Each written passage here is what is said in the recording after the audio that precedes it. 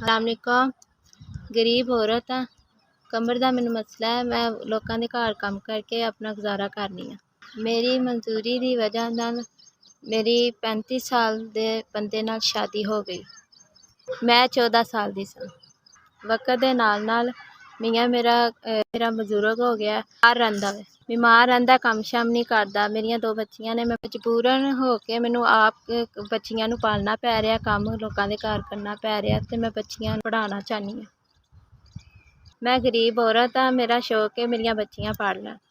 Fees मैं चलो कर लाँगी, पर मेरा तुसी यह करवा यूनीफॉर्म दाखला फीस उन्होंने 10,000 रुपया मंगी, मैं नहीं कर सकती।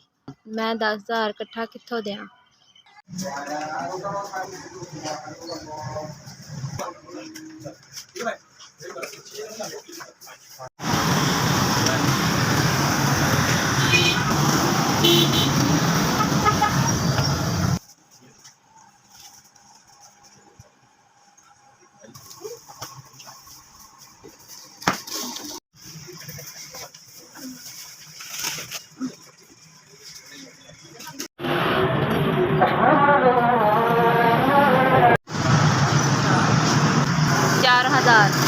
अस्सलाम वालेकुम।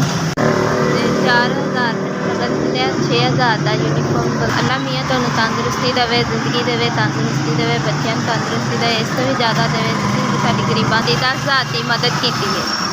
अल्लाह तुहानू इस तो भी ज़्यादा दे, अल्लाह तुहानू खुश रखे, अल्लाह ताला तुहानू सलामत रखे। तुसीं पढ़ाने जोगे नहीं सा, तुसीं साडी मदद की, मेरे बच्चे अल्लाह तुहाडे सदके मेरे बच्चे पढ़ जाएंगे। तुसीं मेरिया बच्चियां वास्ते 10,000 रुपया दिता, मेरिया बच्चियां दा एडमिशन होना ते यूनीफॉर्म आए।